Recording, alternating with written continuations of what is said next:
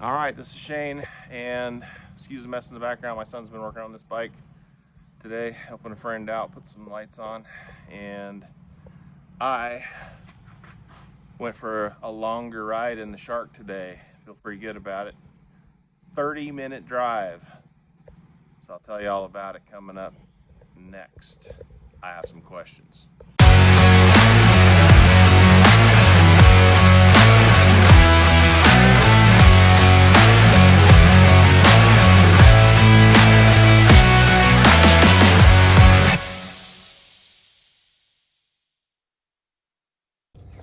All right, quick video of under the car.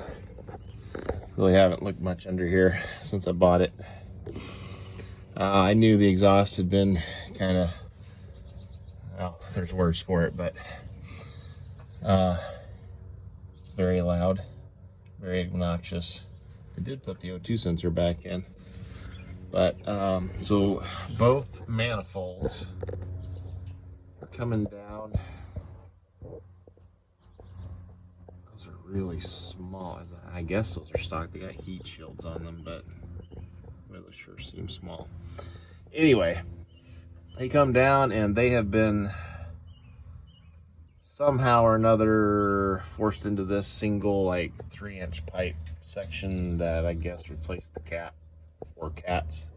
I thought it was supposed to be a dual exhaust from here out, basically, or from this point here out. I thought it was supposed to be dual on these. Whoever did this has got it going single all the way out, into some kind of rinky-dink, really obnoxiously loud muffler that is pointing out the rear end instead of to the side like it's supposed to. Somebody did what they could with what they had, I guess, but it's really loud, it's really obnoxious, and I got to replace this and put something, dare I say, quieter on here. But anyway, yeah. But that's the thing I'm kind of wondering about. Maybe somebody can leave a comment and let me know. I was pretty sure that these are supposed to... Okay, there's the flange. So I think normally, right, each flange comes down to this spot. And it's not really a Y. It's supposed to go to like a dual going out and with a kind of like a crossover right here in this section. Anyway, let me know on that. I'd appreciate it. Everything else, I mean, I'm like horrible. Needs a bath.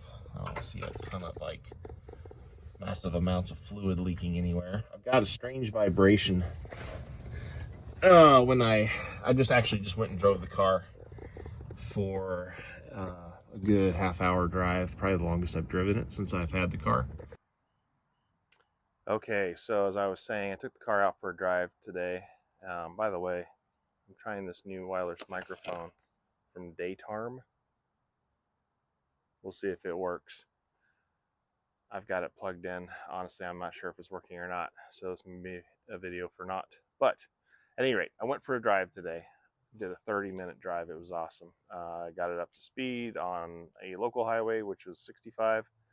Felt pretty good about it, so I turned around, and we've got 2 or 3 exits that are about a mile apart here in Jackson, and some more, but those 3 right here nearby.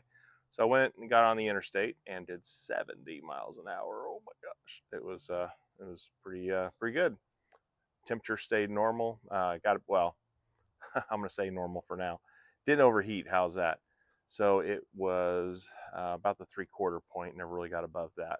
Might have got a little bit below that at some points, but kind of right there in that area. So anyway, took it, like I said, ran it for about 70 miles an hour for a mile. And car handled well, other than, the rear shock still need to be replaced. But anyway, yeah, felt good about that. Now, the reason I was bringing all this up was because there is a weird like shudder or vibration that I feel when I give it acceleration. Really feel it at low speeds, like 20 to 30 miles an hour, maybe 15 to 20 miles an hour, 30 miles an hour. and it's almost like, I don't know if this makes any sense, but it's almost like the flywheel might be slipping or something, or maybe the torque tube is slipping or something. I don't even know if that's even a possibility, but that's kind of, I kind of feel it up front. Like if I had an actual transmission up there, but obviously I don't. So, but anyway, that's the area that I kind of feel it, or like kind of feel it in my gut that that's where it's at. I kind of feel it physically there. May just be transferring through somehow, but who knows. But anyway, when I got up to speed and I was on the interstate doing, 65 or whatever, initially 60 coming up onto the interstate, and then it speeds up to 70. I noticed it there too.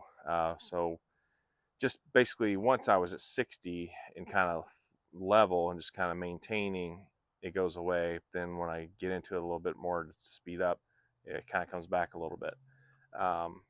Really noticeable at lower speeds. Anyway, maybe somebody can give me some clues on that and what I'm after, as far as looking into things there. Maybe something's loose. I don't know. I don't know anything about the torque tube type setup. Maybe it's something to do with that, or maybe it's something to do with a rear transaxle.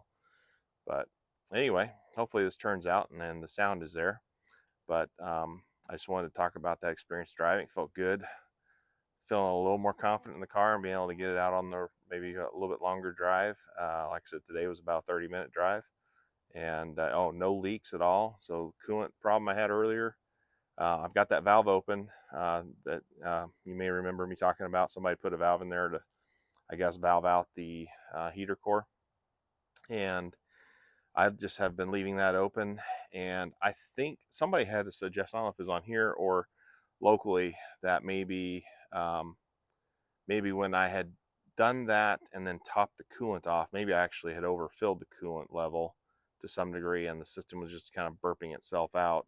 And that's where I saw, because it wasn't a ton of coolant on the ground that first night when I got back and had that in service, or had that valve open, and it was actually working. The heater was actually working, which the heater's working tonight as well.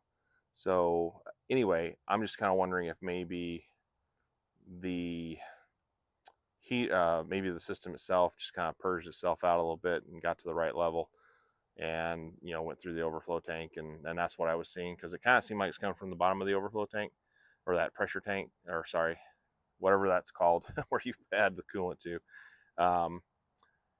But nothing tonight. And like I said, I drove it for a good 30 minutes. The temperature never got above that 3/4 mark. Got to figure out that vibration, got to get those rear shocks replaced. And yeah, I got a ton of work to do. I've just been really busy with other stuff that has nothing to do with a Porsche 928. So that's it for now. Hope everybody has a great day, and stay tuned. Hopefully I can post something where I actually do something to the car soon.